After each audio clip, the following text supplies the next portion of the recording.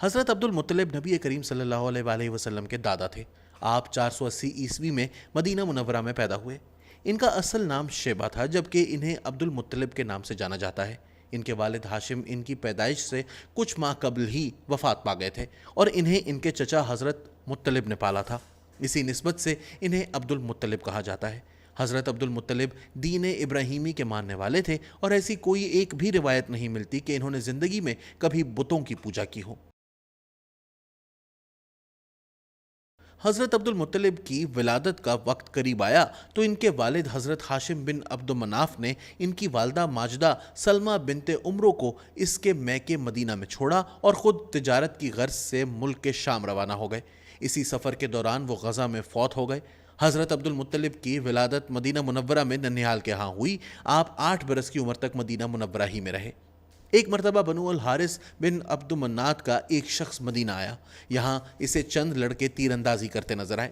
شیبہ جب نشانے پر تیر مارتے تھے تو فخر سے کہتے، میں ہاشم کا بیٹا ہوں، میں بدھا کے رئیس کا بیٹا ہوں۔ حارثی نے مکہ آ کر ان کے چچا حضرت مطلب بن عبد مناف کو یہ سارا واقعہ کہہ سنایا۔ حضرت مطلب اپنے بھتیجے کے لیے بے چین ہو گئے اور اسی وقت یثرب روانہ ہو گئے۔ بنو عدی بن النجار کے محلے میں انہوں نے کچھ بچوں کو کھیلتے دیکھا تو اپنے بھتیجے کو پہچان لیا۔ حضرت مطلب نے شیبہ کو آواز دی اور کہا کہ اے میرے بھتیجے، میں تمہارا چچا ہوں اور تمہیں تمہاری قوم کے پاس لے جانے آیا ہوں۔ یہ کہہ کر انہوں نے اپنی اونٹنی بٹھا دی اور شیبہ تیر کی طرح اچھل کر اونٹنی پر بیٹھ گئے۔ حضرت مطلب اسی وقت انہیں لے کر مکہ روانہ ہو گئے۔ مکہ میں آ کر حضرت مطلب نے شیبہ کو عمدہ لباس پہنا کر بنو عبد مناف کے اشراف کی مجلس میں لا کر بٹھایا اور سب کو بتایا کہ یہ میرا بھتیجا شیبہ بن ہاشم ہے۔ چونکہ رستے میں لوگوں کے پوچھنے پر کہ یہ لڑکا کون ہے، حضرت مطلب نے شیبہ کو عبد کہا تھا، اس لیے آپ کا نام عبد المطلب مشہور ہو گیا۔ لوگوں نے جب بنظر غائر شیبہ کو دیکھا تو پہچان گئے اور بولے، میری جان کی قسم یہ عمر کا لڑکا ہے۔ اس کے بعد سے حضرت عبد المطلب مکہ میں ہی مقیم رہے۔ حضرت عبد المطلب ابھی جوان ہی تھے جب حضرت مطلب بن عبد مناف یمن کے ایک تجارتی سفر کے دوران بردمان میں ایسے بیمار ہوئے کہ جانور نہ ہو سکے۔ مکہ مکرمہ میں خاندانی قیادت و سیادت کی ذمہ داریاں حضرت عبد المطلب کے کندھوں پر آ گئیں۔ اس طرح نوجوانی ہی میں انہیں قریش کا سردار تسلیم کر دیا گیا۔ حضرت ہاشم کی وفات کے بعد ان کی جانشینی کا شرف حضرت مطلب بن عبد مناف کو ملا تھا اور وہی قریش کے سردار مقرر ہوئے تھے۔ حضرت اسماعیل علیہ السلام کے تبرکات مثلاً کمان، نظار کا علم، خانہ کعبہ کی کنجیاں وغیرہ سب حضرت مطلب کے حوالے ہوئی تھیں اور حضرت مطلب کی وفات کے بعد یہ سب کچھ حضرت عبد المطلب کو مل گیا۔ حضرت ہاجرہ اور حضرت اسماعیل علیہ السلام کے ساتھ بیت اللہ کے قریب سب سے پہلے آباد ہونے والے بنو جرہم کی بے اعتدالیاں جب حد سے بڑھ گئیں، مکہ آنے والے حاجیوں پر ان کے ظلم اور زیادتیوں میں اضافہ ہو گیا تو اللہ تعالیٰ نے ان سے اقتدار چھیننے اور انہیں مکہ سے نکالنے کے اسباب بنا دیے۔ بنو جرہم کے آخری سردار عمر بن حارث جرہمی نے کعبے کے نفیس اور قیمتی تحائف اور رکن یمانی کا پتھر چاہے زمزم میں پھینک دیے اور چاہے زمزم کو توڑ پھوڑ کر اس طرح بھر دیا کہ اس کا نشان ہی مٹا دیا۔ اس واقعے کو مدتیں بیت چکی تھیں۔ زمزم اور اس کا محل وقوع تک لوگوں کے ذہنوں سے محو ہو گیا تھا۔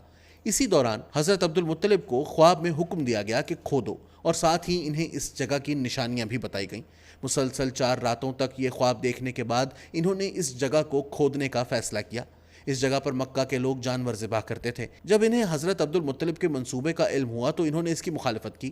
حضرت عبد المطلب اپنے بیٹے حارث کے ساتھ اس جگہ کی کھدائی میں جٹ گئے اور 3 روز کی مسلسل کھدائی کے بعد انہیں اس چشمے کے آثار مل گئے جو صدیوں پہلے یہاں موجود تھا۔ پانی کے ساتھ ساتھ حضرت عبد المطلب کو زمین میں دبایا ہوا خزانہ بھی ملا۔ زمزم کا کنواں انہوں نے عام لوگوں کے لیے وقف کر دیا، جبکہ خزانے کا ایک حصہ خانہ کعبہ کو دینے کا فیصلہ کیا۔ اس خزانے میں جو سونے کی چیزیں شامل تھیں، ان کی مدد سے پہلی مرتبہ خانہ کعبہ کے دروازے کو سونے سے مزین کیا گیا۔ یمن کے عیسائی حکمران ابرہہ نے جب خانہ کعبہ پر حملے کا منصوبہ بنایا تو اس وقت حضرت عبد المطلب نے ہی اسے ایسا کرنے سے باز رہنے کا کہا تھا۔ حملے کے دوران حضرت عبد المطلب مکہ کے لوگوں کے ہمراہ پہاڑیوں کے پیچھے چلے گئے تھے۔ جب اللہ کے حکم سے ابرہہ کی فوج ابابیلوں کے حملے کے نتیجے میں نیست و نابود ہو گئی تو اس سے حضرت عبد المطلب اور مکہ والوں کو اچھی خاصی مقدار میں مال غنیمت میسر آیا، جس سے حضرت عبد المطلب کی مالی حالت پہلے سے بھی مستحکم ہو گئی اور مکہ میں وہ پہلے سے بھی زیادہ اثر ہو گئے۔ حضرت عبد المطلب نیک سیرت انسان تھے۔ وہ پہلے شخص تھے جو غار حرا میں جا کر اللہ کی عبادت کیا کرتے تھے۔ نبی کریم صلی اللہ علیہ وآلہ وسلم کو غار حرا کا رستہ انہوں نے ہی دکھایا تھا۔ چونکہ وہ خانہ کعبہ کے متولی تھے، اس لیے ہر سال عرب کے طول و عرض سے آنے والے حجاج کرام کی خدمت و تواضع انہی کے سپرد تھی۔ حضرت عبد المطلب کے بارے میں مشہور ہے کہ وہ بہت سخی انسان تھے اور ان کا دسترخوان وسیع تھا۔ حجاج کرام کی دیکھ بھال کرنے میں وہ کوئی کسر نہیں چھوڑتے تھے۔ حضرت عبد المطلب کو خواب میں بشارت دے دی گئی تھی کہ آپ کے خاندان میں ایک ایسا بچہ پیدا ہوگا جو دین اسلام کا احیا کرے گا اور اس کا پیغام پوری دنیا میں پھیلے گا۔ حضرت آمنہ کے بطن سے جب نبی کریم صلی اللہ علیہ وآلہ وسلم پیدا ہوئے تو انہیں معلوم ہو گیا تھا کہ یہ وہی غیر معمولی شخصیت ہیں جن کی آمد سے متعلق بہت ساری نشانیاں وہ دیکھ چکے تھے۔ نبی کریم صلی اللہ علیہ وآلہ وسلم کا بچپن بہت سے خطرات میں گھرا تھا، خاص طور پر مکہ کے یہودیوں سے ان کی جان کو خطرہ تھا، مگر آپ صلی اللہ علیہ وآلہ وسلم کے دادا حضرت عبد المطلب نے آپ کو ہر خطرے سے بچائے رکھا اور اپنی موت کے وقت نبی کریم صلی اللہ علیہ وآلہ وسلم کا ہاتھ اپنے بیٹے حضرت ابو طالب کے ہاتھ میں دے کر رخصت ہوئے کہ یہ بہت نایاب بچہ ہے، اپنے بچوں کی طرح اس کا خیال رکھنا۔ آپ کی وفات 579 عیسوی میں ہوئی۔ اس وقت نبی کریم صلی اللہ علیہ وآلہ وسلم کی عمر 8 برس تھی۔ آپ کو ہجوم قبرستان میں اپنے جد اعلیٰ قصائے کے پہلو میں دفن کیا گیا۔